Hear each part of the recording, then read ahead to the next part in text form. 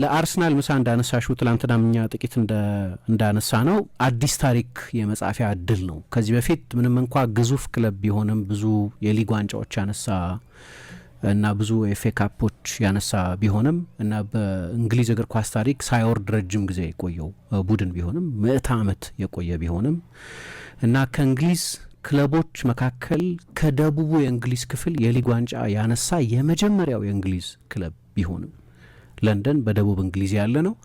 ከዛ በፊት በመካከለኛው እንግሊዝ ያሉና በሰሜን እንግሊዝ ያሉ ክለቦች ብቻ በተለይ የኢንዱስትሪ ዘርፍ የተስፋፋባቸው የእንግሊዝ ከተሞች አሉ። ሚድላንድስ አካባቢ ያሉት በቀደም ስለ አስቶን ቪላ ስናነሳ እንደጠቀስ ነው እንደ በርሚንግሃም አይነት ከተሞች፣ እንደ ሊቨርፑል አይነት ከተሞች፣ እንደ ማንቸስተር አይነት ከተሞች ወይ ሌሎቹ የሰሜን እንግሊዝ ከተሞች ያኔ በኢንዱስትሪ አብዮት ምክንያት ከፍ ያለ የኢኮኖሚ ሬሌቫንስ የነበራቸው ናቸው እና የመጀመሪያዎቹን 40 ዓመታት ገደማ የሊግ እግር ኳስን የተቆጣጠሩት ከመካከለኛው እስከ ሰሜን ያሉት የእንግሊዝ ክለቦች ነበሩ። የመጀመሪያው የእንግሊዝ ቡድን ነው የመጀመሪያ የደቡብ እንግሊዝ ቡድን ነው የሊግ ዋንጫ ያሸነፈ እና ብዙ ታሪክ ያለው ቢሆንም ግን እንግዳ በሆነ ሁኔታ በቻምፒየንስ ሊግ ግን በጠቅላላው በአውሮፓ ውድድሮችም ያለው ሬከርድ ግን ከክለቡ ግዝፈትና ብዙ ሊተረክ ከሚችል ታሪኩ ጋር ሲነጻጸር በጣም በጣም ደካማ ታሪክ ነው ያለው በአውሮፓ ውድድሮች ላይ።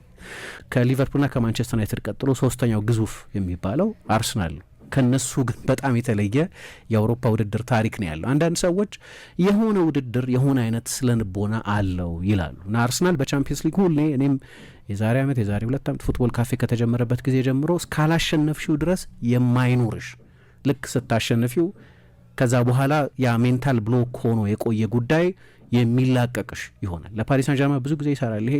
ስለ አትሌቲኮ ማድሪድ እንደዛ ይባላል። 4 ቻምፒየንስ ሊግ ፋይናል ስለተጫወተ ስለ ረጅም ጊዜ ሳያሸንፉ ስለቆዩ ቡድኖችም ተመሳሳይ ነገር እንላለን እና አንዳንድ ውድድሮች የሆነ ስነ ልቦና አላቸው። አርሰናል ይህንን ውድድር እስካሁን ድረስ ባለማሸነፉ ምክንያት በውድድሩ ላይ ለረጅም ጊዜ የስነ ልቦና ጥንካሬ አልነበረውም ሊባል ይችላል እና ይሄ ግን ለቻምፒየንስ ሊግ ብቻ የሚሰራ አይደለም። ለምሳሌ በኤፍኤ ካፕ አርሰናል ፍጻሜ ከደረሰ ከሞላ ጎደል እንደሚያሸንፍ ታውቂያለሽ። ምክንያቱም በኤፍኤ ካፕ ስኬታማው ቡድን ነው አርሰናል። በሊግ ካፕ ደግሞ በተቃራኒ ነው። በሊግ ካፕ እንኳን እያየን በቅርብ ጊዜ ከሲቲ ጨዋታ በፊት እስከዛ ድረስ ሲዝኑን በመጣበት ሁኔታ ከፍ ያለ ግምት አግኝቶ ነበር፣ ግን በጣም ደካማ ፐርፎርማንስ ነበር። ወይም በ2018 በሲቲ 3-0 የተሸነፉበት ወይ በ2011 በበርሚንግሃም የተሸነፉበት ከ93 በኋላ አሸንፈውት አያውቁም።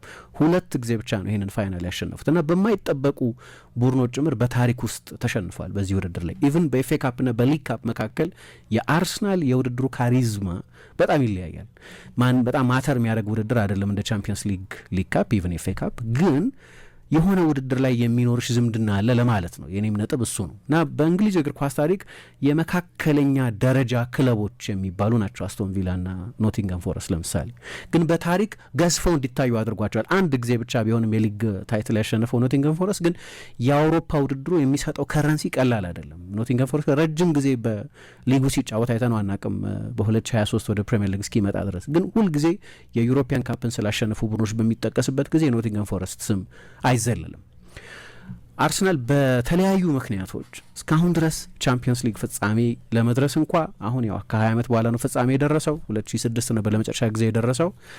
ትልልቅ ቡድኖች በገነባበት ጊዜ በተለያዩ ምክንያቶች አላሸነፈም። ለምሳሌ 1930ዎቹ ላይ በእንግሊዝ እግር ኳስም በአውሮፓ እግር ኳስ የታክቲክ እድገትም ውስጥ አብዮት ፈጠረ የሚባለው ደብሊው ያስተዋወቀውና በእግር ኳስ አሁን እንደ ስታንዳርድ የምንቆጥራቸውን ነገሮች ለመጀመሪያ ጊዜ ያስጀምረው የአርሰናልና የቻፕማን ቡድን የእንግሊዝን እግር ኳስ ዶሚኔት ባደረገበት ጊዜ የአውሮፓ ውድድር የሚባል አልነበረም ጭራሽ። የአውሮፓ ውድድር ቅርጽ ውድድሩ 1955 ስለሆነ የጀመረው ማለት ነው እና አርሰናል ዶሚናንት በሆነበት በዚያ ጊዜ አልነበረም ውድድሩ ላይ።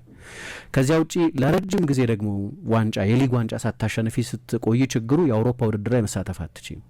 ከ1971 እስከ 1991 ባለው ጊዜ በነዛ 20 ዓመታት ውስጥ አርሰናል በእርግጥ 89 ላይ ያሸንፋል፣ ግን 89 የሊግ ሻምፒዮን ሲሆን በጆርጅ ግራም አሰልጣኝነት ዘመን በሄሰሌ ስቴዲየም አደጋ ምክንያት በእንግሊዝ አማጺ ደጋፊዎች ወይም ሁሊጋንስ በሚሏቸው ምክንያትና ብዙ የዩቬንቱስ ደጋፊዎች በዛ የብራሰልስ የፍጻሜ ጨዋታ በተፈጠረው አሳዛኝ አደጋ ምክንያት የእንግሊዝ ክለቦች ለአመታት